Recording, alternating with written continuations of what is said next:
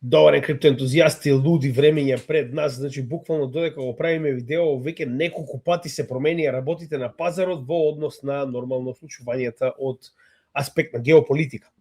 Тоа ќе разговараме денес, за жал не можеме да направиме лайвстрим, имам некои активности во CryptoHub Малта, потенцијално ќе дојде Адам Бек и ќе се зборува за квантни компјутери, тема која што планираме потоа да ја вработиме на нашиот канал, потенцијално уште следната недела. Но затоа нема да можеме да направиме лайвстрим, верувам дека ќе разберете, во секој случај ова е шанса која што дефинитивно не се пропушта, но знаете и сами материјал секогаш е овде, ние за тој дел барем никогаш не потврдаме. Прва работа, како што знаете и сами денес ќе разговараме за геополитика и крипто, за тоа што одлучивме да го одделиме делот со Мали и Сахел за посебно видео, како што ќе имаме оваа недела дел од мини серијалот за Куба, така следната недела ќе имаме мини серијал за Сахелскиот дел, каде што ќе зборуваме за Нигер, Мали и Буркина Фасо, кои што се оваа алијанса против ЕКОВАС и против колонијалистите, односно против Северноафричка колонија, така наречена Франција. Така да, затоа ќе направиме посебно видео каде што ќе обработиме целиот овој дел, затоа што има премногу информации и затоа одлучивме со оглед на фактот дека ќе ги обработиме трите, значи видео ќе трае 9 часа, познавајќи се сами од себе си, затоа одлучивме денеска да се осврнеме само на најбитното, тоа е војната во Иран и Блискиот Исток и нормално украинската војна. Тоа е денешното видео, среда, вчера веќе го направивме видеото за TWT, тоа е Trust Wallet, може да го најдете на сите наши канали. По сабота продолжуваме со лов на дно, очекувајте детална техничка анализа, посебно со оглед на фактот дека биткоин го помина 80.000 нивото кое што рековме дека е критично, така да сега е вистинскиот тест дали ќе успее биткоин да се задржи над bull market support бендот. И во недела, како што кажавме, ова е третото од нашиот мини серијал, каде што веќе ги обработивме Венецуела и Иран, следна е Куба, наредна недела, во недела ги добивате Сахел, нормално, ова се трите држави кои што се работуваат со Русија и кои што ја избркаа Северноафричка колонија Франција од сопствената територија. Тоа е во однос на ова нормално материја. Да се подсетиме, третата македонска криптоконференција е потврдена за 6 септември и понатаму се работи на техничкиот дел. Сега ги имаме нормално македонските говорници, односно презентери. Како што може да забележите, тоа е Artchain, кој што ни гостуваше последната сабота. Погледнете, многу интересно гостување од Давор. Мотика, нормално нашиот во оваа ситуација коорганизатор, заедно со нас, потоа Никола Котели, Егнатија Мир, Крис и нормално Филип Ташковски како нов говорник кој што ќе зборува за неговата магистарска која што е поврзана со блокчейн светот и со ревизија и сметководство. Тоа е во однос на третата македонска криптоконференција, а во однос на вашите гласови, значи според најголем дел од гласовите се одлучи да биде токенизација на финансиските пазари, односно токенизација на се. Да биде нашата тема, да биде она што ќе биде би рекол истражувано и обработено за третата македонска криптоконференција од наша страна. Дополнително, за оние кои што се обидуваат да го банираат нашиот канал, може слободно еден голем поздрав од наша страна. Значи, денеска имаше повторно обид, дали се шиптари, дали се татаро-монголи, дали се грко-цигани, не ме интересира. Значи, ваквиот обид не им помина, ни го вратија постот и при тоа не бевме казнети, иако добивме warning.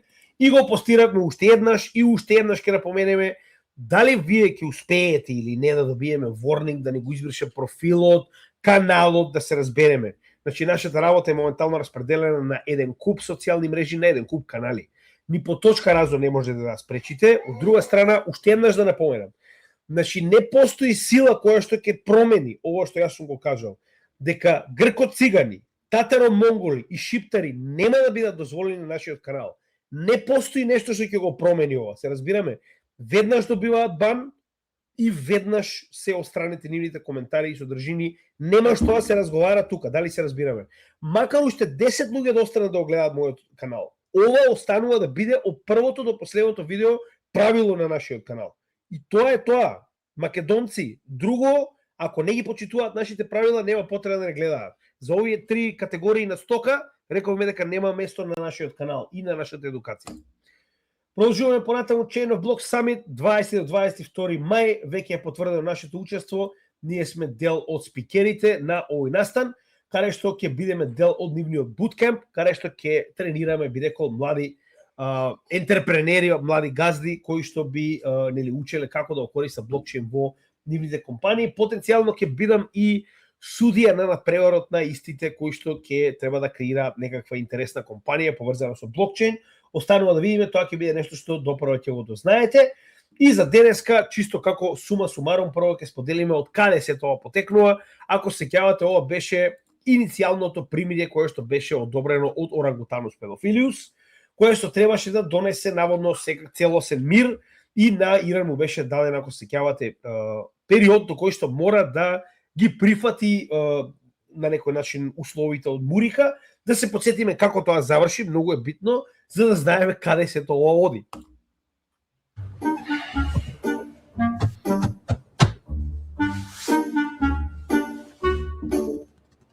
We are having very great negotiations with Iran.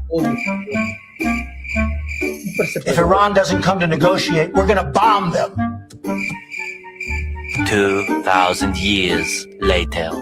So where are the Iranians? This is from Iran.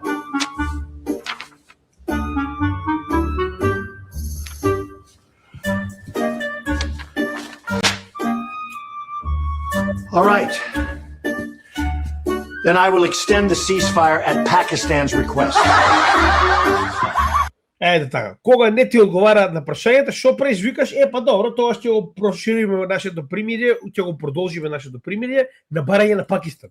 А да се потсетиме, значи Иран ниту одговори, ниту пак на некаков начин влезе во ангажман со Мурика на последниот рок. И сега рокот е на неопределено време продолжен со цел да се најде као наводно решение, затоа што наводно имало проблем со водството на Иран, они помеѓу себе внатре воделе борба за тоа кој го води Иран. Ни по точка разно не е точно, видовме унифициран став, тоа што ние постојано го објавуваме на сите наши социјални мрежи, на сите наши видеа до сега, дека апсолутно сите различни структури на власт во Иран, тоа се судска, извршна и законодавна власт, буквално го имаат истиот став, овдека дури имаат и воена, нормално знаете и сами, во однос на нивната IRGC. Така да, ако се сеќавате, прво беше ова одобрено во март, значи негде во средината на март, беше првото одобрување за примирие, за потоа истото да биде продолжено.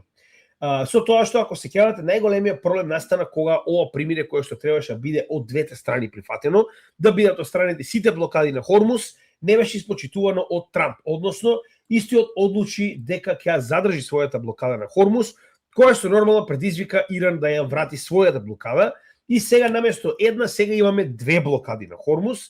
Тоа е поради, пак ќе кажам, врното интелектуално размислување на овој деген кој што води моментално најголемата воена сила во светот, но сите тоа го знаеме, мислам дека веќе не е ни изненадување, ваквите работи се секојдневна појава кога станува збор за оваа администрација. Дури би рекол, ако треба да објасниме, ова би било, мислам, најдобро објаснување како изгледа оваа администрација моментално во Мурик. I'm here to do a job. As part of the job, it is a dangerous. I can't imagine that there's any profession that's more dangerous. I'm here to do a job. Така оприлика изгледа нивна администрација. Мислам дека повеќе од јасно е како се тоа изгледа. Значи, не да не е прифатливо, нема апсолутно никаква логика во што се случува, веќе нема, едноставно луѓе не знаат каде тераат.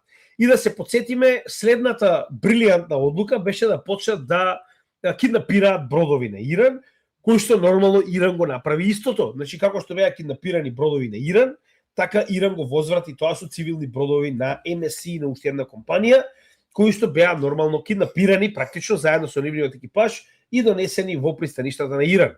Или да се потсетиме, ова што ќе слушате моментално од овој ретард е уствари признание на вина за воено злосторство на глобален аспект, така наречено пиратство.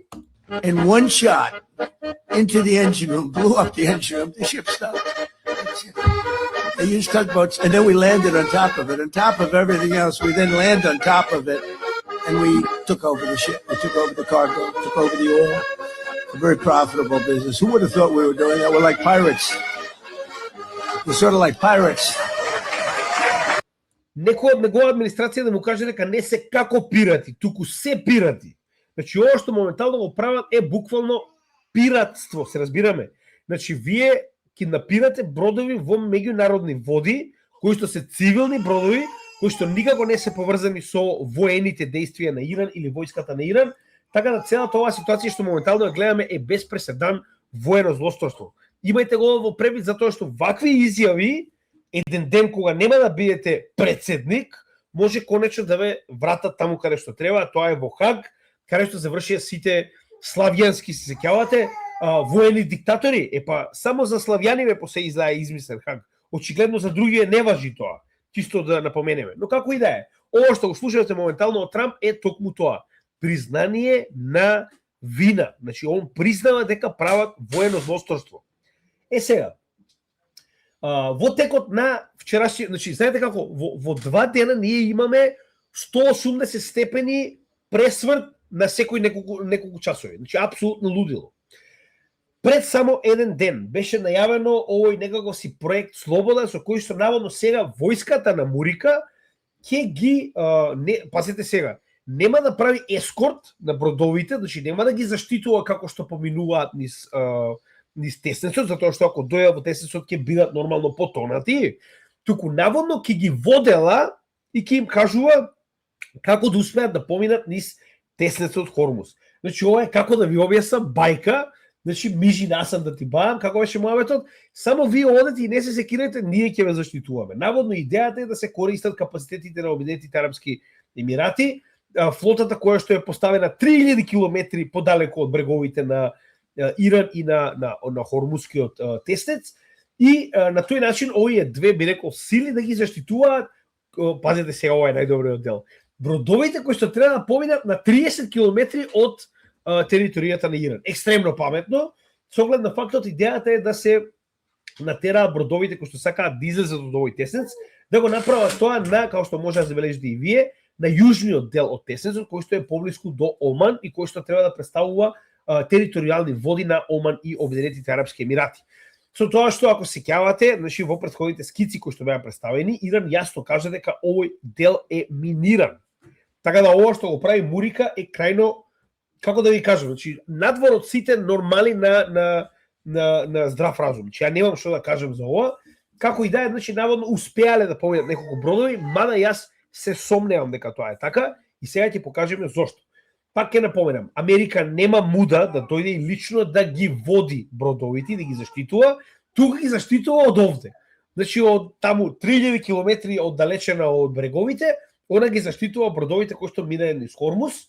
Сега, значи, 2 бродови кои што пробале да дојдат блиску до Хормус, според сите вести кои што успеаваме да ги најдеме, се предупредени со, така речено, нели, проектили од Иран, да се повлечат затоа што нормално ќе бидат нападнати. И тоа го гледаме, па ќе кажам, не на ирански вести, туку на северно-афричко-колонијална Франција вести.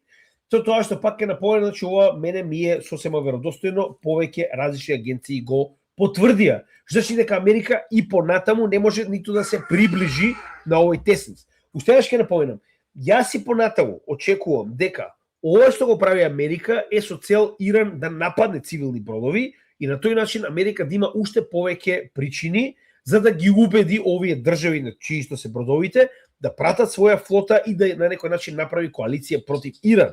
Јас не гледам зошто поинаку ова би се случувало. Со тоа што во меѓувреме Мурика нападнала 5 мали бродови, од кои Иран тврди дека неколку од нив се цивилни бродови, кои што пак Мурика тврди дека се бродови на IRGC. Да се подсетиме, Иран нема морнарица, Иран не се ни обиде да користи морнарица, Иран апсолутно ги напушти сите своји бродови на почетокот на војната, знаејќи дека не може да се спротистави на земја како Америка со неговата морнарица. Значи дека Иран и понатаму е исклучиво зависен од своите мали бродови, оние брзи глисер бродови, со цел да врши напади и да врши контрола на овој Теснец, што се сосема доволно кога станува збор за Теснец кој што е широк само 30 километри.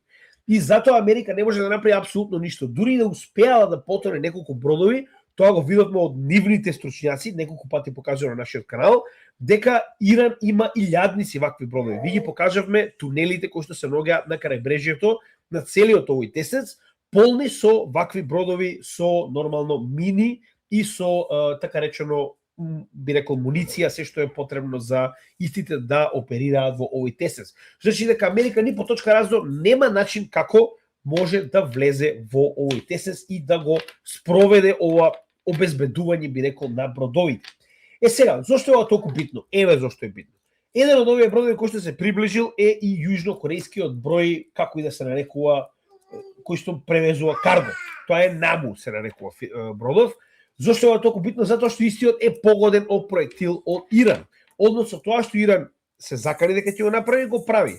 Оние бродови кои што мислат дека може да поминат, ќе бидат нападнати доколку не побараат дозвола од страна на Иран да може тоа да го направат. Што значи дека Америка не може да ве заштити вас кога станува збор за напад кој што е оддалече само неколку километри.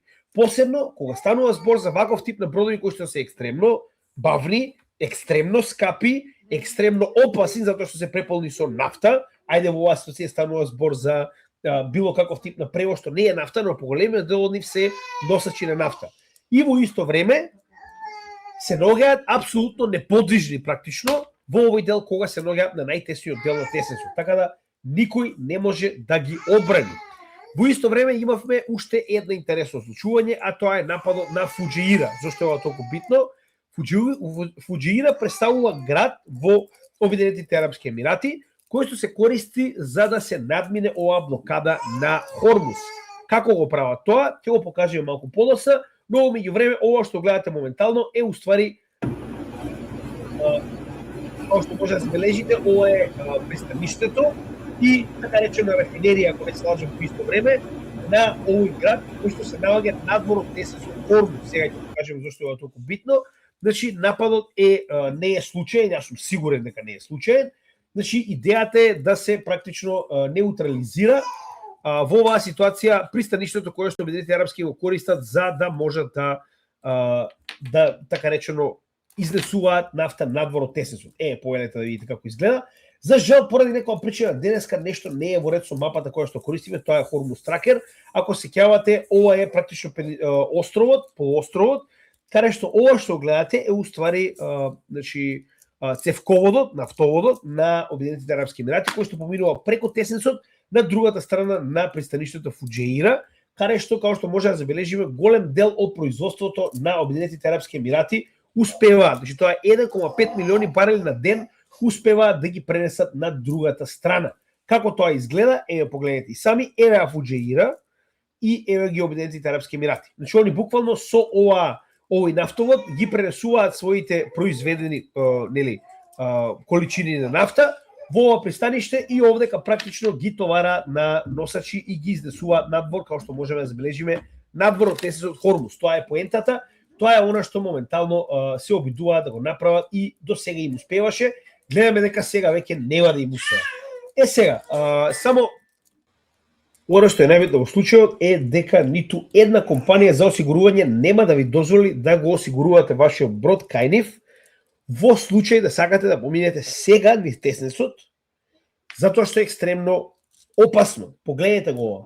Значи, моментално ви бара 5 до 10% од вредноста на овие танкери да ги уплатите како така речено депозит за осигурување на истиот. И пак, ова е само некои компании. Поголем дел од нив нема да ви го дозволат тоа, а дури да ви го дозволат, вели, најголем дел од компаниите одбиваат да го платат ова, затоа што станува збор за екстремно голема сума на пари, наспроти тоа одлучуваат да ги приготват своите бродови и да чекаат овој конфликт да заврши. Значи дека ни на крајот на денот ова нема да помогне. Во превод, дури неколку бродови да се дрзнат да го поминат овој тесенс, како што видовме во текот на вчерашниот ден, постојат. Значи, имало околу 10 бродови кои што успешно го поминале тесенсот.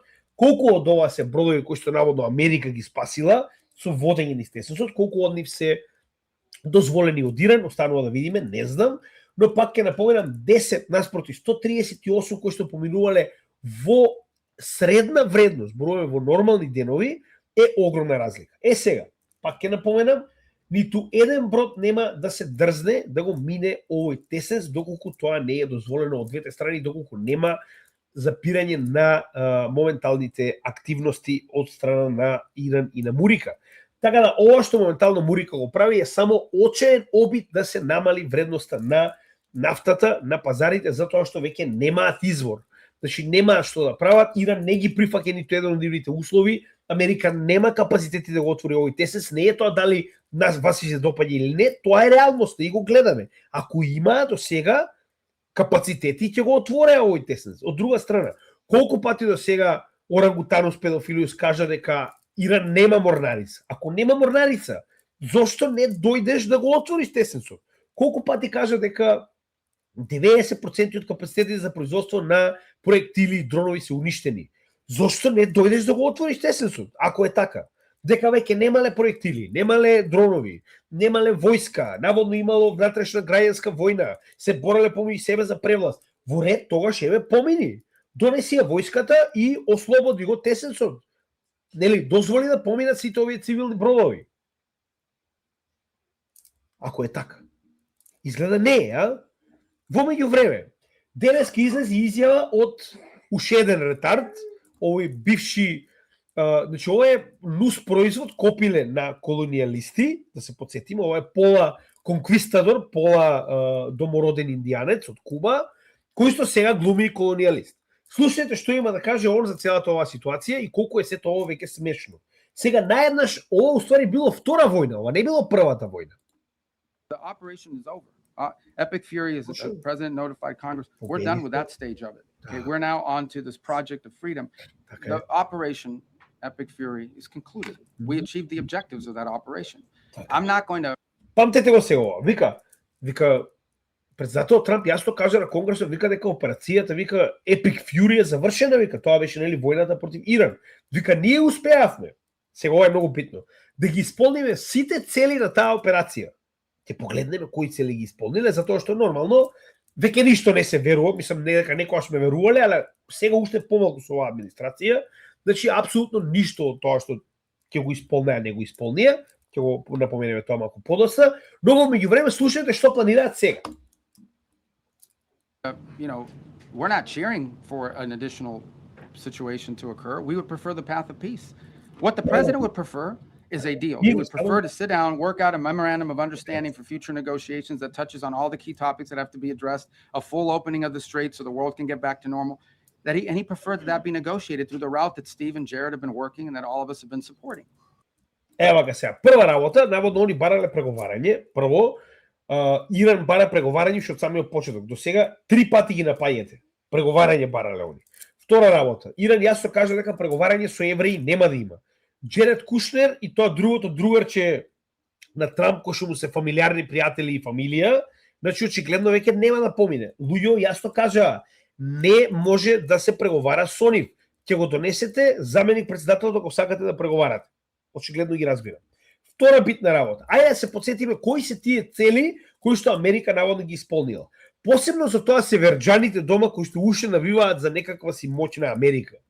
Еве ги целите, еве не според мене, туку ова е според нивни зборувања, кои што очигледно вештачка интелигенција ги забележава. Така, вика, да се превенира нуклеарно наоружен Иран. Како го направија тоа? Они не го направија тоа уште претходната година во јуни, кога удрија со своите неверојатни бомби, така? Зошто повторно сега ги удираат истите капацитети, ако се е уништено, ако се сеќавате тоа што го зборуваше педофилот од председател на Америка? Втора работа. Во исто време, дали се они свесни дека човечкиот капацитет кој што го изградил сето тоа е се уште присутен. Тоа што они убиле една рака нуклеарни физичари, тоа не значи дека они го убиле целиот персонал и сите, би рекол, технолошки и нели зборувам едуцирани луѓе кои што го работат тоа. Што значи дека на крајот од денот они тоа и да го направиле, капацитетот, искуството кое што Иран и неговиот персонал го има, се уште таму. Што значи дека не успеале во овој, ни по точка разум не успеале во оваа цел. Од друга страна, обидот за спасување на пилотот е уствари неуспешна операција за запленување на збогатениот ураниум. Не успеа да го запленат. Промена на режимот. Како го променија режимот? Со тоа што го променија таткото, синот да биде следниот врховен лидер. Што променија они? Освен тоа што успеа да убијат неколку видни личности, апсолутно ништо не променија. Истата таа фела е се уште, како што може да видите и сами, одговорна за Иран. Напротив, они направија и тие што не ги поддржуваат да ги поддржуваат сега. Мислам, чисто од интелектуалната способност на овие партнериве ваши стратешки, ако се кјавате. Вика да ги наводно разоружаат прокси партнерите на Иран. Како го направија тоа? Напротив, они покажаа дека сега моментално Хезбола и Јемен се уште пострашни, уште понаоружени, дополнително ги активирајќи линиите во Иран, во Ирак, кои што не беа активирани. Браво! Одлично, само напред. Значи, ако ова е исполнување на сите нивни цели, тогаш браво. Вика, да се неутрализираат способностите за проектили. Како го направија тоа? Кога? Каде? Затоа што Трамп така кажа на телевизија. Ја кога што гледав до последниот ден на војната, Иран имаше одлична способност и за лансирање и одлични очигледно капацитети на проектили. Ништо од ова не е уништено. Сите тие подземни би рекол капацитети за производство и за лансирање се уште таму. Вика да се обезбеди као сега овдека да се обезбеди пловна сигурност и као демек да се уништи морнаницата на Иран. Видовме дека морнаницата на Иран што оние уништија не е морнаницата на Иран. Видовме дека Иран е очигледно способен дури да нема морнарица, а има да го контролира овој тесец. Значи дека тоа што сте уништиле вие 30 бродови, не го менува фактот дека Иран и понатаму има морнарица која што во сопствените капацитети и понатаму може да го држи овој тесец под контрола. Значи не сте уништиле морнарицата, без разлика на тоа колку бродови сте уништиле на Иран. Така, понатаму, да се деградира сигурносниот апаратус во Иран. Овдека нормално станува збор за IRGC. Вие не го деградиравте, вие го надградивте.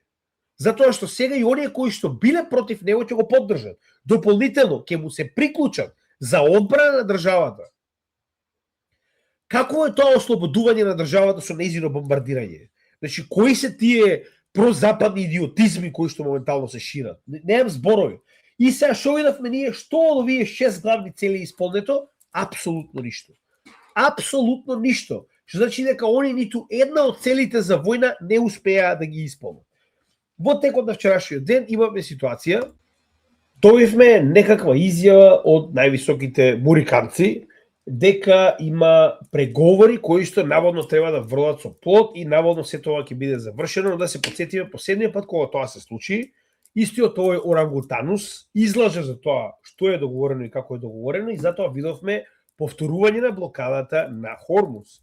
Така да овој пат се додека не го видам тоа, не го верувам. Односно, и покрај тоа што гледаме на поголем дел од вестите дека наводно има некаков си голем прогрес, голем напредок, не го верувам ова додека не го видам. Знаеме со кого си имаме работа. Така да останува да видиме како се до тоа ќе се заврши, но повторно мене и понатаму ова ми изгледа како обид да се намалат цените на нафтата и тоа го добивме во текот на овој ден, каде што истата дојде до $88 за Western Texas Intermediate и негде околу $100 за круд. Она што е битно е дека веднаш се врати назад, зошто? Затоа што истиот овој морон се закани дека доколку Иран не го прифати ова што е договорено, а ние не знаеме што е договорено, ќе настапат повторно со бомбардирање, тоа ќе ви го покажеме малку подоцна. Сега, што е тоа што наводно се договара? Од она што ние го знаеме, тоа е потенцијално оној 14 точки план кој што Иран го предложи на Мурика, за кој што Мурика наводно им дала одговор пред некој ден, но ние не знаеме што е овој одговор и како изгледа. И од друга страна, исто така имаме уште еден документ за кој што ќе разговараме следно, што е во овие 14 точки план. Прво е дека наводно ќе се организираат забрзани преговарања во рок од 30 дена да се решат сите до сега нели би рекол нерешливи ситуации, нерешливи точки. Потоа дека целосно ќе се повлече Мурика не само од оваа блокада, туку од целиот овој регион, односно сите мурикански бази мораат да бидат затворени. Да се тргнат сите санкции и блокади, да се подсетиме, значи има огромна количина на санкции, Иран е втората најсанкционирана земја во светот. Да се вратат назад сите средства кои што се замрзнати на Иран, да се подсетиме овдека се десетици години замрзнати средства кои што припаѓаат на иранскиот народ. Тоа не е на Мурика, тоа не е на Западот. Репарации и гаранции дека нема да има повторување на оваа војна и да се плати за штетата која што е причината на Иран и дека сакале они или не да се направи заеднички механизам за да се на некој начин следи контролата нормално и надзорот на Хормус. Јас верувам дека Иран нема да дозволи да му биде одземено ова, потенцијално ќе дозволи ова да биде контролирано заедно со Оман, кој што е вториот најголем би рекол собственик на овој тесец, заедно со Иран, но дефинитивно не и да се одземе од него. И дополнително ова е што имаме во однос на вториот документ, така наречениот меморандум кој што моментално е поставен помеѓу овие две страни, кој што наводно треба да се прифати, веднаш да имаме настапување на примирие, да се потсетиме, примирие веќе има, но ова не е примирие, ова е апсолутен хаос, ова е циркус, да се отвори Хормус, да се направи мораториум во кој што од 12 до 15 години Иран нема да збогатува ураниум, што не верувам дека ќе биде прифатено, да се барем олеснат или укинат некои од санкциите моментално, кои што се воспоставени врз Иран, значи некои ограничување на нуклеарната програма на Иран, сега за тоа нема да разговараме, зашто ова е само идеја да се отстрани збогатениот ураниум од Иран и повторно 30 дена за да се решат сите овие проблеми. Јас и понатаму се тоа додека не го видам, не го верувам. Од страна на Иран нема апсолутно никаква информација, освен дека се разгледуваат овие примери. Тоест предложи. Што значи дека од Иран немаме потврдување, се додека Иран не потврди, нема што да разговараме. На американците не може да им се верува. И апсолутно пред да го почнеме ова видео, ние го добивме ова од Орангутанус педофилиус, дека наводно доколку Иран не се придржува до она што го договорил, повторно ова не станува збор за првото примирие, ова станува збор за наводно нешто што сега се случува, или пак ова е само обична драма и монолог на еден патетичен старец, кој што не знае како да го отвори Хормус, кој што не знае како да ја заврши оваа ситуација, па нормално се обидува да биде силен пред своите нормално следачи на Truth Social и наводно доколку тоа не го направи Иран, ќе продолжиме со бомбардирање пострашно претходно. Да се разбереме. Ако Америка сакаше тоа да го направи, до сега ќе го направеше. Уште еднаш да се потсетиме дека се наоѓаме во мај, во ноември имаме избори во Мурика, каде што се бираат сите представници на Конгресот и 1/3 од представниците на Сенатот. Ако продолжи со ова темпо, Мурика, не само во оваа ситуација зборуваме Трамп, туку неговата партија ќе изгуби апсолутно мнозинство и во Сенатот и во Конгресот без преседан. Што значи дека веќе нема да може да се глупира како што се глупираше досега. Имајте го тоа превид. И јас затоа верувам дека ни по точка раздор не им одговара уште едно сценарио од типот на втора рунда војна. Ако тоа го направат, може Трамп да си пише крст на неговата кариера, тука завршува неговото председателство, наредните 2 години ќе биде само обична небитна кукла, која што сакал он или не, ќе биде контролирана од Сенатот и Конгресот, кој што има нормално надмоќ врз оваа ситуација, врз неговите одлуки. Како што може да забележиме, се уште немаме удари, значи тоа е многу битно. Единствен удар беше ударот на Фуџеира, кој што го видовме во Обединетите арапски емирати. Покрај тоа имавме неколку вооружени инциденти во тесецот Хормус, но на страна на сето тоа нема некои големи, би рекол, немири, големи ескалации. Една битна работа која што мора да напоменеме е дека фактот дека и понатаму немаме активни летови над Иран ни кажува дека Иран и понатаму е подготвен за војна. Ова што гледаме по 1-2 летови кои што доаѓаат до Техеран, знаеме дека некои од меѓународните аеродроми во Техеран се веќе отворени, не го менува фактот дека најголемиот дел од територијата на Иран и понатаму останува затворена зона за цивилни летови, што значи дека во било кој момент војната може да продолжи. Тоа е многу битен момент. Сега, вториот дел кој што мораме да го разговараме за Блискиот Исток е тоа дека Обединетите арапски емирати само што го напуштија ОПЕК. На 1 мај ефективно со одлука на 28 април излегува од овој картел за контрола на цените и производството на нафта. За оние кои што не знаат, за ОПЕК ние сме зборувале многу пати, ова е практично здружение, би рекол картел, повторно, затоа што ова е олигопол, ова легално не би смеело да се случува, но еве се случува, сакаме ни или не, каде што овие најголеми производители на нафта во светот се здружени со цел да прво стават на некој начин лимит врз нивното производство со цел да го контролираат пазарот и неговата цена. Значи идејата е да ја контролираат цената на нафтата и нафтените деривати и тоа дефинитивно го прават успешно. Со тоа што во оваа ситуација можеме да забележиме дека UAE, односно Обединетите арапски емирати, е еден од најголемите производители на нафта во овој картел. И ова е голем удар за картелот, посебно за така речено, нели, би рекол, дејството кое што го има, односно контролата која што го има над овој пазар. Погледнете што уствари е главната идеја, ја верувам дека и понатаму ова е главната идеја, а понатаму ќе зборуваме кој има бенефит од ова. Why did the UAE walk away from OPEC after nearly 6 decades? Because OPEC limits how much oil its members can produce. And the UAE no longer wants those limits. After investing billions in new energy... Вика, главната причина и понатаму останува фактот дека ОПЕК е тој кој што контролира кој и колку смее да произведува и да пласира на пазарот. Тоа е вистина. Веќе видовме некои држави, ако не се лажам, Гана беше во текот на последната година, исто така една од членките кои што го напушти овој би рекол картел, а тоа го направи сега Обединетите арапски емирати и сега погледнете зошто точно.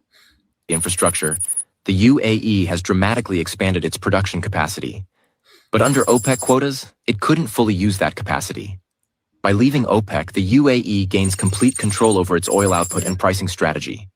Вика, досега и покрај фактот дека Обединетите арапски емирати драстично го зголемиле капацитетот на своето производство на сурова нафта, истите не може да го искористат заради, пак ќе напоменеме, ограничувањата кои што се поставени врзив од страна на ОПЕК и колку смеат да произведуваат.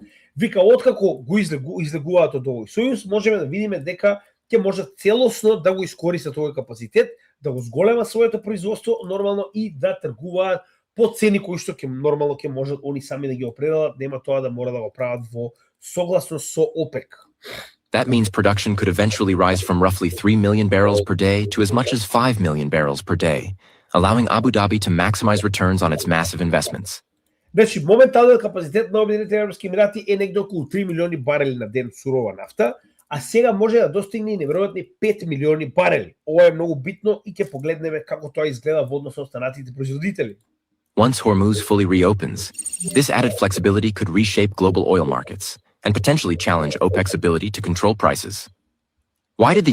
Значи, еве како моментално изгледа во однос на останатите производители. Значи, прво можеме да забележиме колку е големо, би рекол, влијанието на ОПЕК. Значи, според последното производство на нафта во 2025 година, значи, ова е како изгледа капацитетот за производство во однос на останатите производители и, би рекол, групации. Погледнете го ова. Значи, моментално ОПЕК, со сите негови членови, контролира најголем дел од производството, од, да речем, глобално. Втора работа. Најголем дел од ова производство на ОПЕК се наоѓа на Блискиот исток, 23,8%, што пак ќе напоменам, значи, кога би ја иземале Америка, која што има негде околу 20%, значи, ОПЕК и овие членки на Блискиот исток се, би рекол, боги батина, односно закон во однос на производство на нафта. Сега, ова е како изгледа производството на сурова нафта во 2025 година, според Visual Capitalist, значи, доста страна која што доста ја користиме. Погледнете го. Моментално Обединетите арапски емирати во текот на 2025 година произведувале 3,8 милиони барели. Ако се качат на 5 милиони барели, според тоа што имаат капацитет тоа да го направат, според статистиката која што ја најдовме, они ефективно би се ставиле на 4-то место по производство на нафта во светот. Значи дека ќе станат еден од најголемите фактори за цената на нафтата во светот. Исклучиво битно. Значи дека Обединетите арапски емирати се обидуваат да станат голем играч на глобално ниво. Тоа го видовме и во Јемен, ако се сеќавате, каде што наспроти Саудиска Арабија, која што треба да биде нивна сојузничка, сами одлучија да поддржуваат група која што работи против власта воспоставена во Јемен, зборувам на источниот и северниот дел од Јемен, од страна на Саудиска Арабија. Значи дека Обединетите арапски емирати уште пред да почне оваа војна, ако се сеќавате, ние тоа го образложивме детално, веќе почна да се спротивставува на, би рекол, онаа земја која што го има приматот во суни, би рекол, нели, муслиманскиот свет во овој арапски полуостров, а тоа е Саудиска Арабија. Дополнително истото го направи и со сојуз со Израел, нешто незамисливо во муслиманскиот свет. Обединетите арапски емирати беа првите кои што направија сојуз со Израел и моментално има и воен и разузнавачки сојуз, верувале или не, со оваа фашистичка окупаторска власт. Со тоа што кој се радува на целата оваа работа. The United Arab Emirates, the UAE, they pulled out of OPEC. Yeah, What do you think about I that? think it's great. I mean, I think it's great. Like, I know him very well, Mohammed, and very smart. And he probably maybe wants to go his own way. That's a good thing. I think ultimately it's a good thing for getting the price of gas down, getting oil down, getting everything down. They have it all. He's a great leader, actually. So no, I'm okay. They're having some problems in OPEC. Значи, еве го жабокот, како се радува на тоа дека Обединетите Арапски Емирати излегле од оваа алијанса. Ова не е случајно. Значи, овој притисок кој што моментално гледаме врз Обединетите Арапски Емирати, кои што ако сакаат да продолжат да имаат поддршка од Мурика, така речено Трамп е оној кој што бараше Обединетите Арапски Емирати да го напуштат ОПЕК, че ова не е случајно, он не е изненаден, да се разбереме. Истото го добиваме како информација дека моментално се шири и во другите мали држави, како Катар, Кувајт, Бахрейн, каде што се верува дека истите се по притисок да го направат истиот чекор. Односно, Трамп бара да излезат надвор од овој сојуз, на тој начин ОПЕК да се ослабе и да не може веќе да ја контролира и нафтата, и производството, и на тој начин нормално да се подсетиме зашто е толку битно. Замислете, моментално ОПЕК е тој кој што има една од главните моќи во светот да ја диктира вредноста на доларот. Тоа што многу пати сме зборувале. Колку е поголема производството на нафта, толку повеќе се намалува цената на истата, а со тоа нормално и се намалува количината на долари кој што е потребна за оваа нафта да се купи. Автоматски вредноста на доларот паѓа. И обратно, колку е помала количината на нафта на пазарот, имаме обратна ситуација, што значи дека вредноста на доларот расте. Самата позитивна и во исто време клетва на доларот да биде петродолар и да биде поврзан со производството и транспортот и трговијата на нафта, го става во ситуација да биде зависен од одлуките и работата на ОПЕК. Тоа е нешто што Америка не може да си прости и не може да го дозволи. Да се подсетиме дека ова не е прв пат Трамп да бара распад на овој би рекол картел и да бара истиот да се стави така речено под негова контрола. Зошто го зборувам ова? Доколку овие членки го напуштат ОПЕК и имаат своја политика за нафта, ќе биде многу полесно да се контролираат, посебно во оваа ситуација. Америка ги условува. Доколку сакате и понатаму наша поддршка и заштита, а видовме колку добро ги заштитија, морате да го напуштите ОПЕК, тоа што го видовме со Обединетите Арапски Емирати. И еве да се подсетиме. And I'm also going to ask Saudi Arabia and OPEC to bring down the cost of oil. You got to bring it down, which frankly, I'm surprised they didn't do before the election. If the price came down, the Russia-Ukraine war would end immediately. Right now, the price is high enough that that war will continue. You got to bring down the oil price. You got to end that war. Сега, значи што можеме да видиме овде? Можеме да видиме дека истиот овој морон бара контрола врз нафтените деривати и нафтените пазари. Не е случајно тоа дека прво ја напада Венецуела, која е државата со најголеми резерви, поголеми дури од Саудиска Арабија, потоа го напаѓа Иран, кој што е еден од најголемите производители, како што веќе видовме, погледнете и сами. Значи, неговата идеја е да контролира држави кои што имаат огромен потенцијал или кои што имаат огромно производство на нафта. Значи, Америка сака да биде таа која што ќе го контролира производството, цената и нормално пазарите на нафта. Тоа е ово што моментално гледаме. Затоа војна и контрола врз Венецуела, затоа војна и потенцијално сакаат да воспостават контрола врз Иран, нешто што никогаш нема да се случи. Тоа го видовме и во Ирак, тоа го гледаме постојано. И ова излегувањето на Обединетите Арапски Емирати под заштита на Мурика е токму тоа. Се обидуваат што може повеќе извори производство на нафта стават под собствена капа. Не е ова случајно.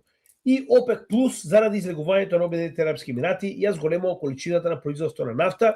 Значи во овој момент било кое зголемување на производство е добре дојдено со оглед на фактот дека гледаме и понатаму 20% од вкупното глобално производство не излегува надвор од тесенецот Хормуз. Автоматски било кое зголемување е повеќе од добре дојдено за да се обидат да ја намалат вредноста на нафтата.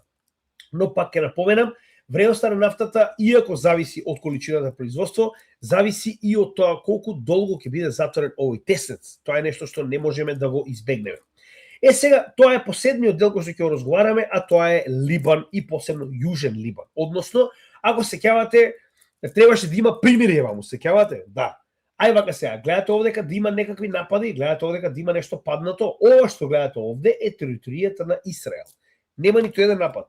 Ова што гледате овдека е територијата на Јужен Либан. Прво, ова жолта линија што гледате е противправно за вземање на територија од страна на Израел на Либан. Значи, ова ниту некој им го дал, ниту некој им го дозволил, они сами си одлучија и го завзема овој дел кој што е некаде и по 15-20 км широк и си го присвоија. Ова што гледате е 10% од територијата на Либан. Се останато до Литани реката е постојано под напад. Погледнете го ова. Дали ова вас ви изгледа како примирие? Значи, Израел активно се обидува да го уништи ова примирие преку огромен притисок врз цивилното население и Јужен Либан, зборувам како држава. Значи, погледнете го ова. Сателитски, погледнете како изгледа Либан после ова војна, после ова бомбардирање на Израел. Значи, ова, драги мои, не е погодување на воени цели, ако некој така ве лаже дома во Северџанистан, затоа што јас не можам да разберам после се, дома кај нас постојат македонци кои што и понатаму го поддржуваат овој фашистички режим. Ова е, значи, вие треба да сте апсолутно неписмени за да го поддржувате овој фашистички режим. Ова што се случува е геноцид во Јужен Либан и во Либан генерално. 80% од населението во Либан моментално е раселено на еден или на друг начин, од југ до север поради овие напади. Погледнете го ова. Ова е уништување на цели градови и села. Прво со бомбардирање, погледнете го ова. Еве како изгледало пред почетокот, еве како изгледа 2 месеци подоцна. Погледнете го ова. Значи, ова, драги мои, е геноцид. Ова е недозволиво. Не постои никакво, значи, не постои нешто што може да го каже Израел, кое што би било оправдување. Не постои. Погледнете како изгледа оваа територија сега моментално. Погледнете. Значи, ова е со дрон снимено, да видите како изгледа моментално Јужен Либан. Ова се цивилни населби, ова не се воени бази.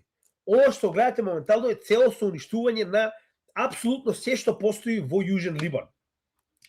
И уште една интересна работа. Отворете на Apple Maps и пробајте да најдете некој од овие градови и села. Копитата западни веќе ги бришат топонимите на Јужен Либан. Ова што гледате, драги мои, е еднакво на Егејска Македонија со многу повеќе оружје, со многу повеќе страдање. Погледнете го. Апсолутно се е сравнето со земја.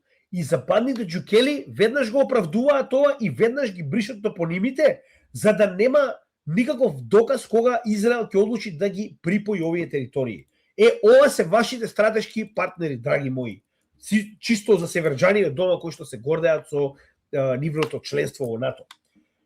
И понатаму, не само што бомбардира, туку бесправно, Израел е тој кој што и покрај тоа што има примирие, присилно иселува и раселува. Уште еднаш, ова е според сите конвенции за меѓународно право воено злосторство. Значи, ова е, погледнете сега, пред 2 дена, на 3 мај, 10 села и градови целосно да бидат раселени до реката Литани, која што е надводма какво, кој прво, никој не им го признал ова, тоа што се наоѓа во жолтово не значи дека они имаат некакво право врз тоа. Тоа е меѓународно призната територија на Либан, а они бараат раселување до реката, замислете. Тоа се 20% од територијата на Либан. По никаков основ, тоа они сами си го одлучиле. И фрлаат летки и бараат овие градови да се иселат целосно, затоа што ќе бидат уништени.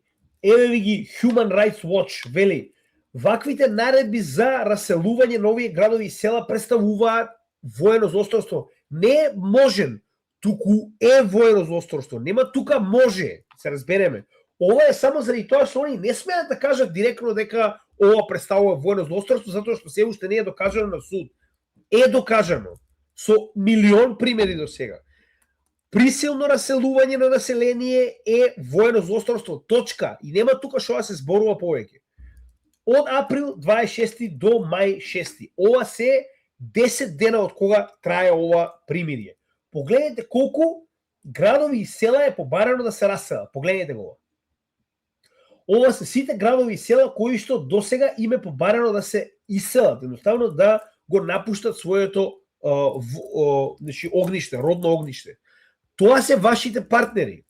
И чисто за да видите ова како пример го земав. Ова се последниве, значи во мај неколку населби кои што Израел бара да се иселат.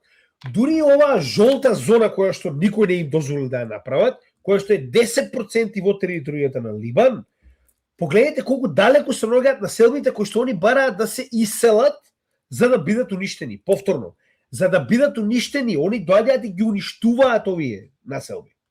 Вика 380 цивили се убиени од почетокот на примирието до денес. Од 17 април до денес, 6 мај, се убиени 380 цивили. Апсолутно никој не одговара за ова.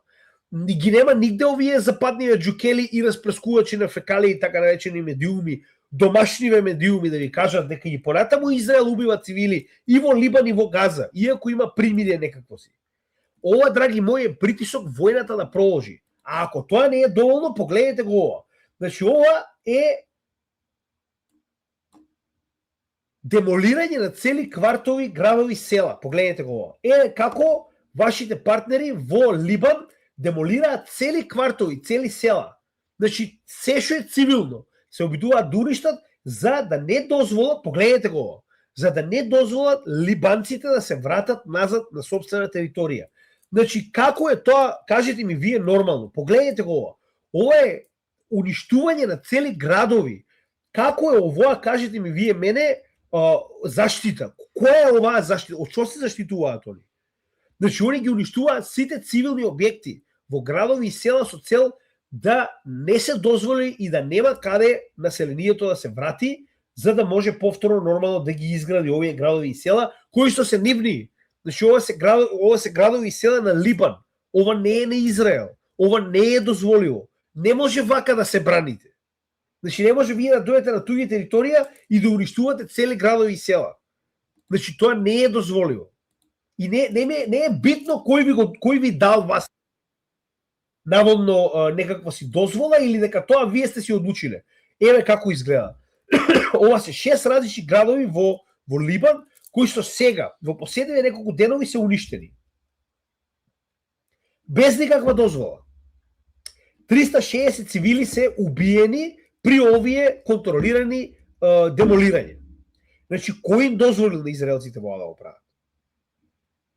Каква е таа меѓународна поддршка што ќути кога ова го прават израелците? Во која држава поред го прават ова? Го прават во Палестина и во Западниот брег и во Газа. Го прават во Либан, го прават во Сирија. Никој не смее да зуцне. Ова се, драги мои, фашистите на 21 век. И сите ние си ќутиме. Еве како изгледаат градовите откако ќе заврши Израел со нивното контролирано демолирање. Еве како изгледаат. Ова е некаков си малечок град, село, како сакате така наречете го. Ова е кога ќе помине Израел таму. Значи, ова не е одбрана. Ова е геноцид. Нема оправдување за ова. Не постои такво нешто. Нема, ама ја не знае. Како тоа не знаеш? Како тоа ти контролирано уништуваш цел град или село? За ти да можеш контролирано да дојдеш да постоиш експлозив во ова село, тоа значи дека воена активност нема. Тоа значи дека војници овдека нема, Хезбола нема, либанска војска нема. Тоа значи дека ти намерно си го направил ова, иако не си бил загрозен. Како кажете ми вие ова е нормално? И кои се тие ретардирани македонци што се уште ги поддржуваат овие џукели? Ја тоа не можам да разберам. Да се јавиш кај мене на коментари и јавно да ги поддржуваш овие џукели. Како не ви е срам право? Катастрофа. Погледнете го. Цел свет ќути. Една бомба ќе падне во Израел, сите ќе се посерат од плачење. Така? Ки им се врати, да знаете. Нема ова долго да трае. Верувајте ми. Моментот кога нема да биде мурика овдека, ќе им се врати. Израел е подготвен за војна, драги мои. Од текот на вчерашниот ден, они се веќе подготвени за некаква си нова кратка кампања на војна во Иран и Либан. Чисто да ви кажам, затоа што многу луѓето веруваат дека наводно ова завршило. Не е ова завршено ни по точка разно. Ја не гледам како ова би завршило, посебно со оглед на фактот дека на крајот од денот ви имате ситуација во која што двете страни нема како да најдат заеднички став за ова што моментално се случува. Така да имајте го тоа превид, јас си понатаму не гледам како овој конфликт би завршил барем не во скоро време. Се надевам дека сум грешка, но тоа е она што дефинитивно морам да го споделам со вас. Продолжуваме со втората тема, а тоа е руско-украинската војна. иако моментално не е актуелна на телевизија, тоа не значи дека не се случува. Нема да навлегуваме екстремно во детали, затоа што ова ќе го работиме во друг момент. Сега она што сакам да ви го напоменам е дека руската војска напредува без разлика на тоа дали вас ви се допаѓа или не, без разлика на тоа што ви пласираат вас дома на Шител и Анал 5, што е нормално цензурирано и одобрено од Кале, значи сакале ви или не, руската војска напредува.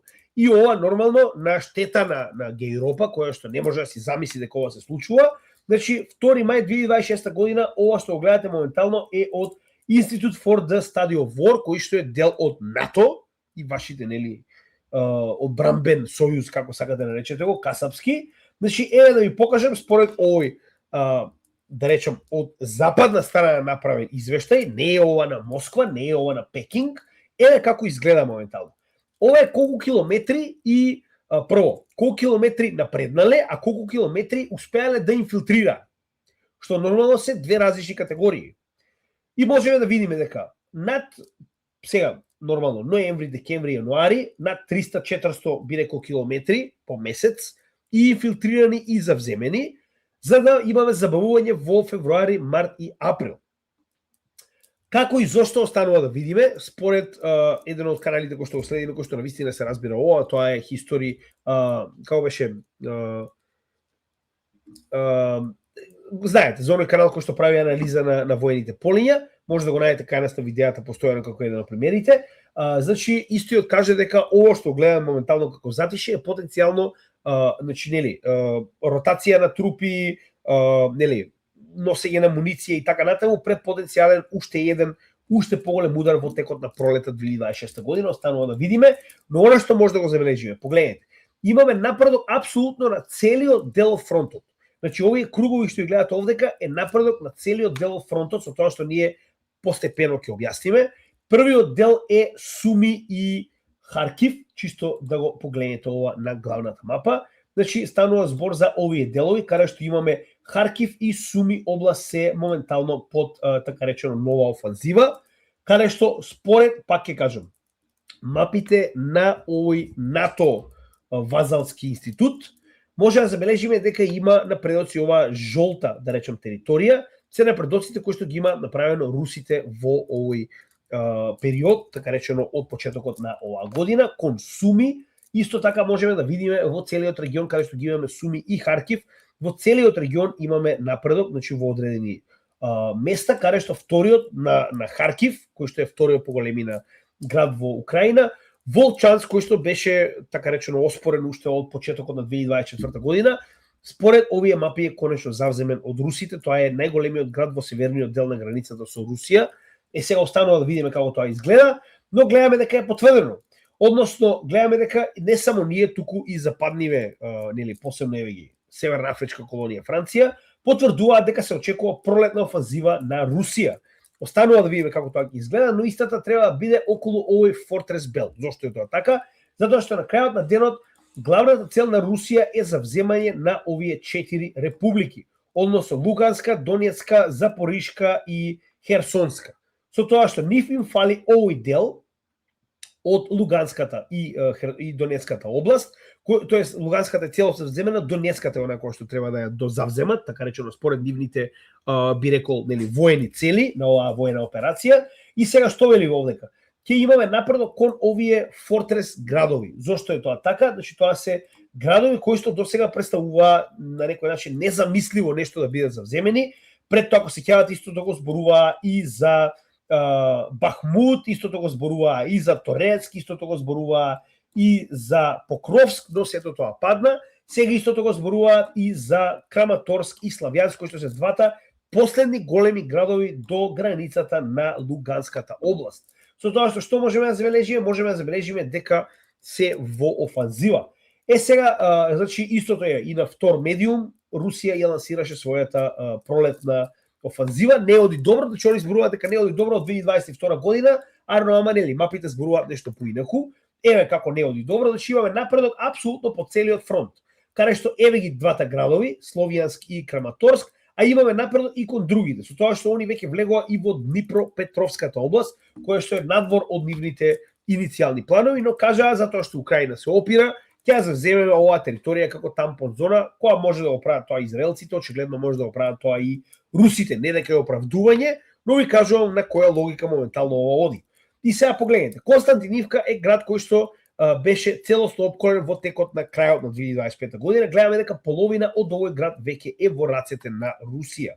Тоа ќе видиме на малку поблиска карта и гледаме дека се повеќе и повеќе трупите се приближува и кон Славјанск и кон Краматорск, кои што они ги нарекуваат, нели, градови тврдини, може да видите малку поблиску, дека се повеќе и повеќе се вземаат големи територии. Значи имате дури и размер овдека, само да видиме на која страна е размерот, затоа да видите дека еве.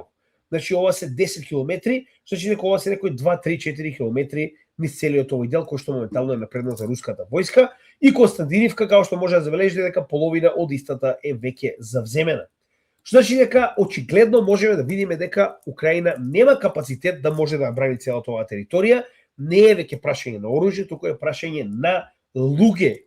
Украина нема луѓе. Истото може да го видиме и во Запоришката област, која што е на југо-запад, каде што се верува дека после завземање на Запорижје градот ќе планираат да продолжат кон Одеса. Тоа се верува дека е една од главните цели на оваа офанзива.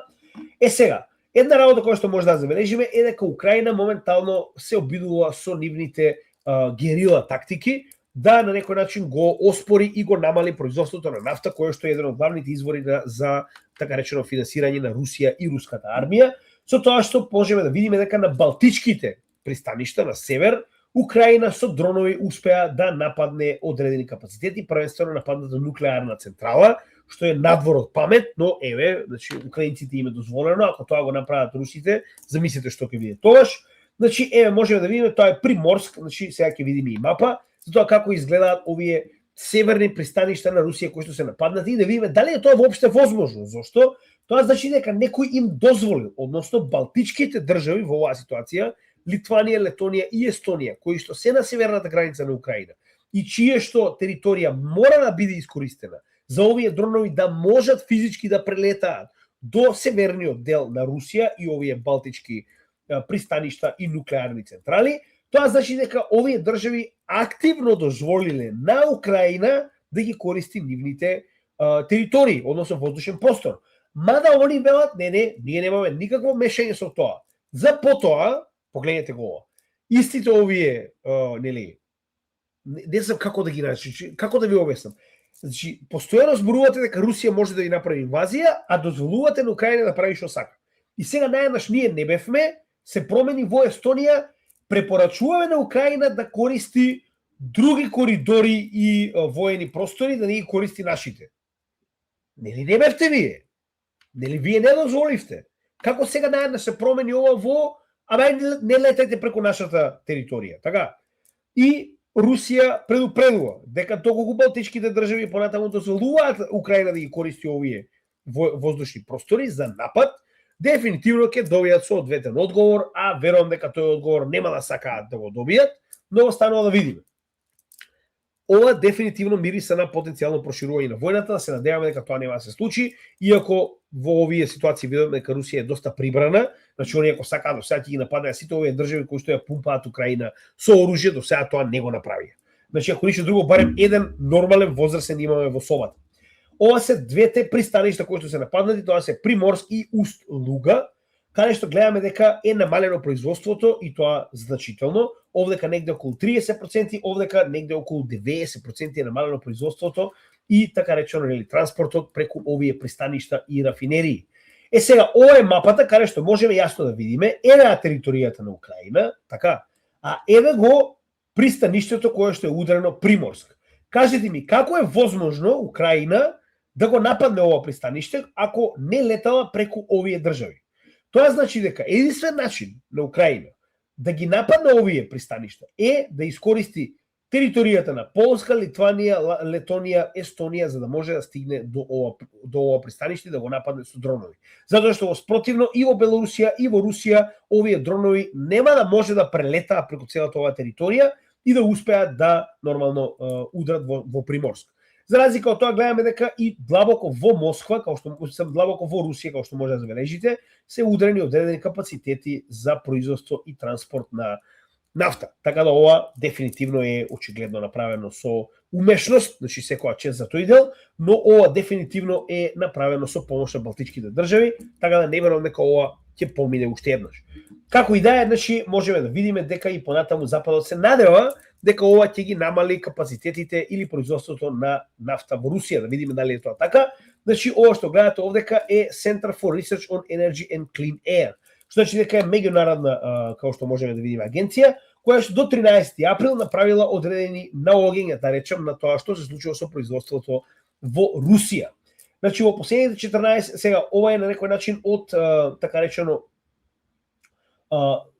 значи во последните 14 дена можеме да видиме дека ако ги споредиме истите овие 14 дена во 22, 23, 24, 25, 26, оприлика производството на Русија е, би рекол, слично и во однос на сурова нафта, и во однос на нафтени деривати со малку помала количина, но сурова нафта нема апсолутно никаква разлика, дури гледаме и огромен раст во последните 14 дена во однос на сурова нафта. Истото важи и за природен газ, односно плин, и за челик, и за газ кој што се транспортира преку гасовод, што значи дека апсолутно ништо од ова не делува, како што може да забележите овде, дека производството е дури изголемено. И еве чисто да погледнете уште една интересна работа, значи и понатаму имаме огромни купувања, тоа ќе го погледнеме следно, зашто е многу битно да видите дека и купувањата се исти со исклучок на Европа. Значи и понатаму Кина и Индија се најголеми купувачи, LNG, овие со санкции, ако сеќавате, се најголеми купувачи на природен газ и понатаму нели навално ќе го санкционира и нормално нафтени деривати, со тоа што и понатаму истата ситуација, Европа е на трето место по купување од Русија, али они се многу против оваа војна и прават се што можат да ги санкционираат русите. Ќе погледнеме сега, веќе има и нов пакет. Погледнете, не е само Унгарија, пошто они се обидуваат да кажат како само Унгарија и Словенија биле, Шпанија е на прво место по купување на природен газ и Франција. А за нив што правиме? А Белгија, а Бугарија, али не, Унгарија била таа што е проблем, се разбираме. Само Унгарија е проблем. А тоа што Шпанија, Франција и Белгија купуваат, како што можеме да забележиме прилика исто ниво, тоа не се важи. И во исто време 20-тиот пакет санкции, кој сака нека честита, битно е они си тераат. Значи санкции има, си наоѓаат нови, ја па ќе кажам, осем белите мешки во Сибир, ја не знам што друго не е санкционирано веќе во Русија. Ја не можам да разберам, значи нели ме јасно на луѓето дека ова не функционира, значи нели треба веќе да престанат со овие глупости, али добро, уреду е, си играат, нема попадат на работа во селото Брисел, па си пишуваат санкции. Мурика привремено од 13 март ги запра санкциите на руски танкери со нафта, ама битно 20 пакет санкции. Ова требаше да биде само 30 дена, за потоа да одлучи повторно на 17 април да ги продолжи овие екземпции, односно да дозволи на Русија и понатаму да продава нафта. Значи, Америка, која што важи за најголемиот дел санкциите, ги тргна своите санкции, али спахиите во Европа и понатаму си пичат они 20, 21, ќе тераме, здраве, има време, броеви колку сакаш, ќе тераме санкции. Значи, еве како моментално изгледа, ова е тој запад сложен, моментално можеме да видиме, каде што Мурика со цел да ги намали цените на нафтата, дозволува Русија да продава нафта, ама Европа и понатаму си тера драма, и сега да видиме колку е голем овој ефект. Истата, значи, ова е тракер на профитот кој што моментално го прави од 2022 година наваму Русија. Со тоа што е промет, не е профит, значи колку промет прави моментално, што можеме да забележиме? Во однос на извоз, ние немаме голема промена. Значи, од почетокот, тоа е јануари 2022 година, ако се намалила количината, тоа е можеби некои 5-10% максимум. Значи, на сите овие различни категории кои што ги произведува на така речено ресурси во енергенци во Русија, значи ние имаме некои 10-15% во однос на количината која што се извезува. Значи, ова што моментално го прават санкции е апсолутна глупост, како што може да забележите. Единствено што можеме да забележиме е дека Европа плаќа помалку пари. За разлика од тоа, гледаме дека апсолутно во однос на плаќање сите плаќаат исто, ништо различно од претходно моментално можеме да видиме. Односно, еве колку ефект имаат нивните санкции. Значи, нивните санкции немаат апсолутно никаков ефект кога станува збор за останатите држави. Имаат ефект само на нивната економија и на нивните, би рекол, да речем, купувачи, односно на нивните земји членки. Така да гледаме дека апсолутно ниту една од овие големи купувачи не престанала да купува, дури гледаме голем дел од нив како го забрзале своето купување, така да чисто да знаете колку е голем ефектот на овие санкции е банално. Но во исто време да се потсетиме дека Европа не запира овде, не се само санкции. Овие 90 милиарди долари кои што ги ветуваа на Украина со години назад, сега конечно ќе можат да ги спротнат. Значи, после паѓањето на Орбан во Унгарија, официјално овие 90 милиарди долари кои што не дозволуваше да бидат дадени на Украина, ќе бидат дадени официјално и ќе бидат доставени до Украина наскоро. Во меѓувреме, се подготвува, значи ова е една од најновите вести што успеавме да ги најдеме, 24 април 2026, 75,2 милиарди долари, тоест извинувам, 75,2 милиарди евра пакет за воена помош на Украина. Повторно, од целата оваа ситуација, они обезбедуваат така речено нормално оружје, а нормално труповите ќе треба да бидат дадени од страна на Украина. Значи, на крајот на денот, тоа е главната работа која што Европа се обидува да ја добие од Украина.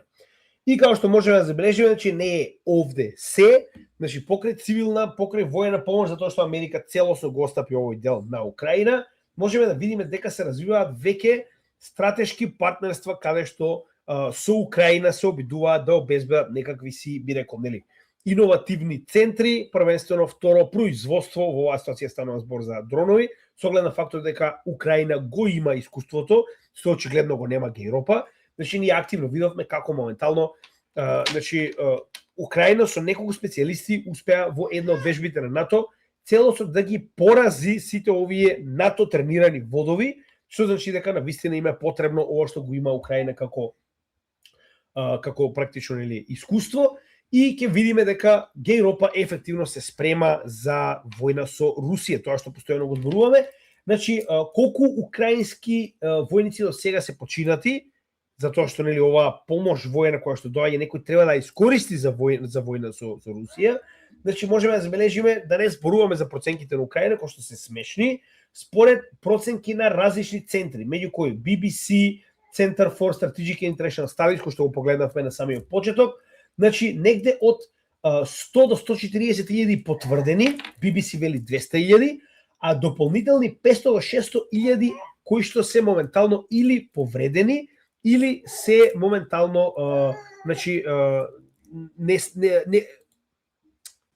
не се знае нивниот статус. Значи дека голем дел од нив понатаму се очекува дека се за жал починати. Значи дека ние имаме повеќе од неколку стотици илјади потврдени починати украински војници, но не се секирајте, Европа мисли на вас. Значи, еве да ви кажам како тоа е моментално. Ова што ќе видите овде е еден од највисоките представници на Европа. Погледнете зошто моментално Европа и плаќа на Украина.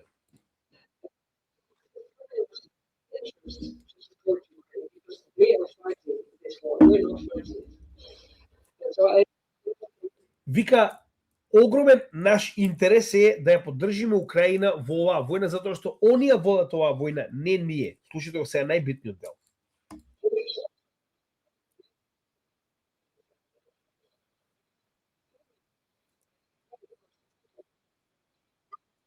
Вика, исто така, вика, треба да продолжиме вика со нашите дипломатски вика врски со Америка, затоа што они го имаат истиот интерес. И сега погледнете кој е интересот.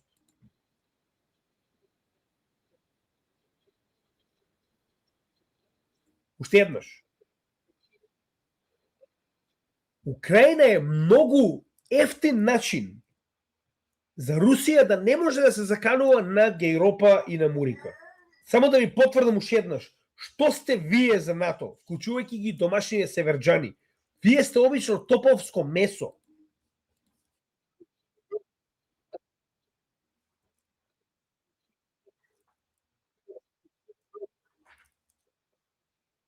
Ете така.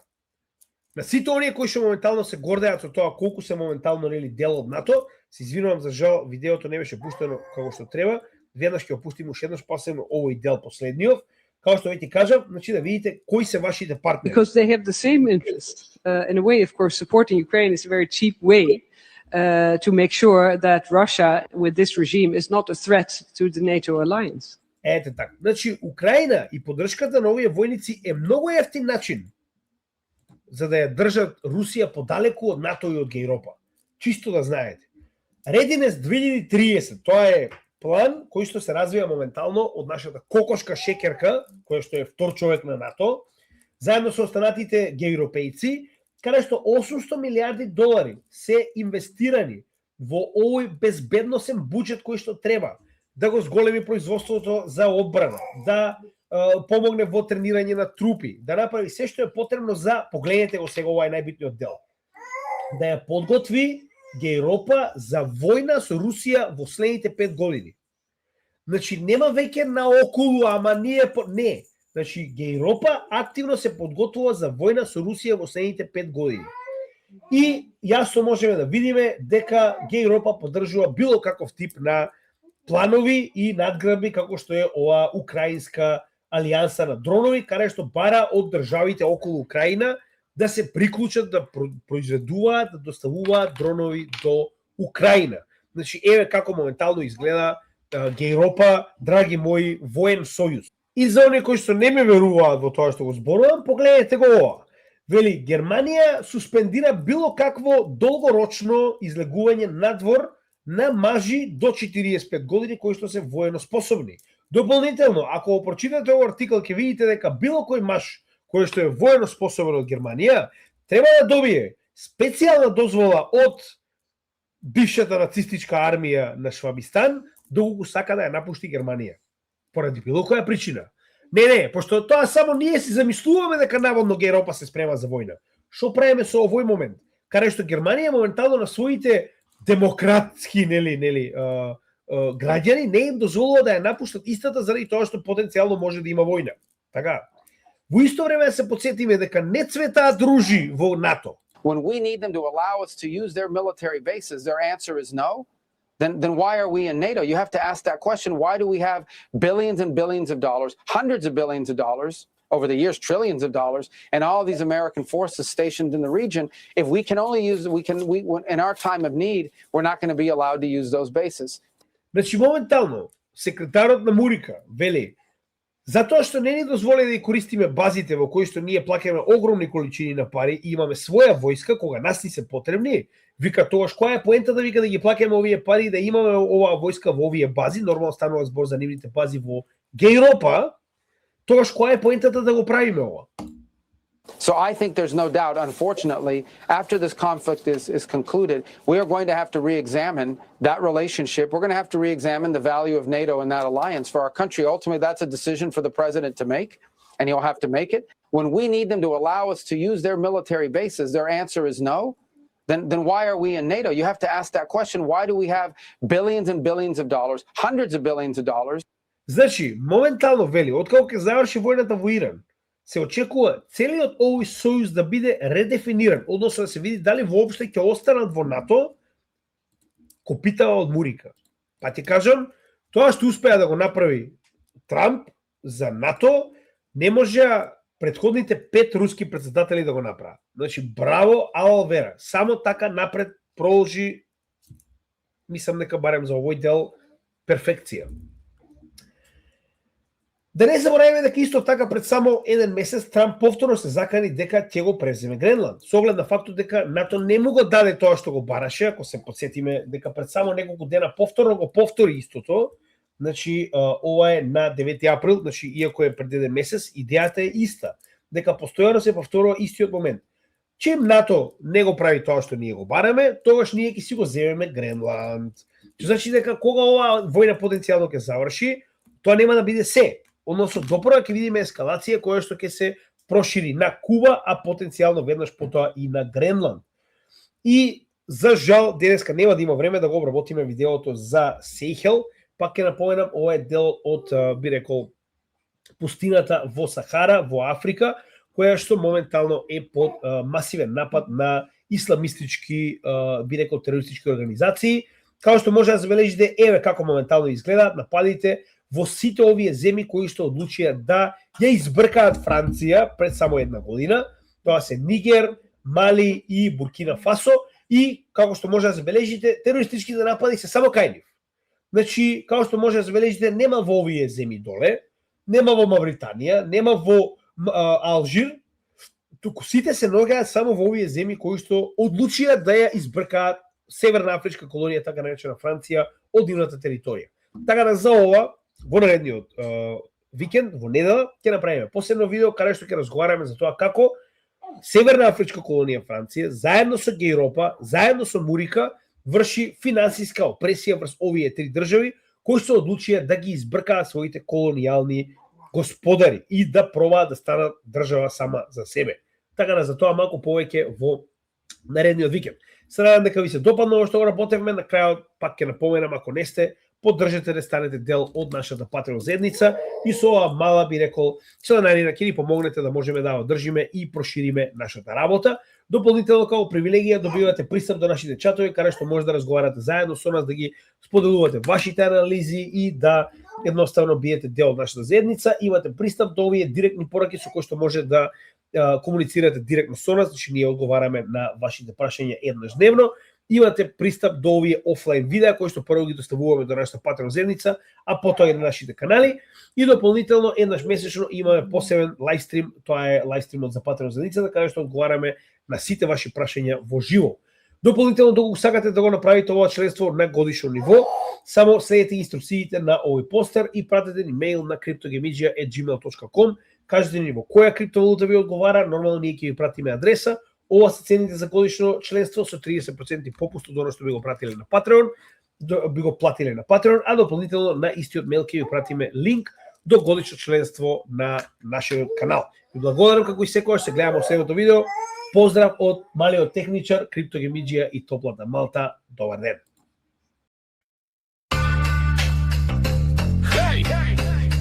Од Велес до светот, Криптогемиџија, знаеш. Год се до него, заедно креваат бука. Во живо се брате, кај што знае забава да пука. На монитор, бројки, график, нерви. Од биткоин до трендови ги читаат први. Македонец за македонец, тоа е слоганот. Не продаваат магла, туку знаење за џабе. Кај што други се губат во шуми, во хаос, тие ловат вести па прават баланси. Јасно, седна вест, две вести, трета веќе се менува. А тој што ги следи лесно логика си вденува. Криптогемиџија со око за ризик и год се со него ни прошируваат видик. Кога пазарот трепери, тие гледаат мирно. Кога сите се плашат, тие стојат силно. Македонеца, македонец, тоа е парола. Македонеца, македонец, гемиџијата не води по патот. Криптогемиџија, сокот се дозори. Криптогемиџија, учат цела бригада да се бори. Макроекономија, брате, не е шега. Мурика со зелена тоалетна, хартиен 2 сирока. Принтерот пуштен на јако од Фед до селото Брисел, вести за злато. Од Блискиот исток до БРИКС и Мала Британија, геополитика ко мрежа од жици. Еден потек таму, а ефект тука у очи. И секоја вест од светот ја носат со тежина.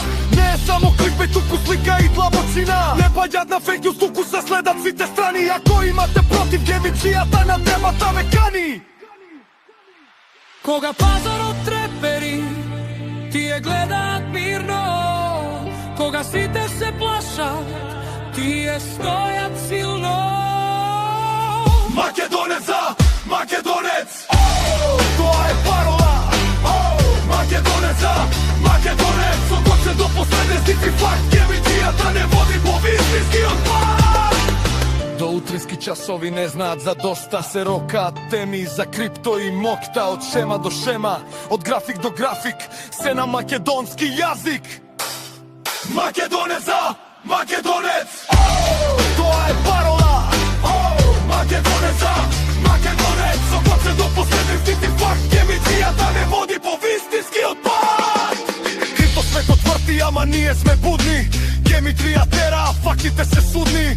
Хеј! Македонеца, македонец,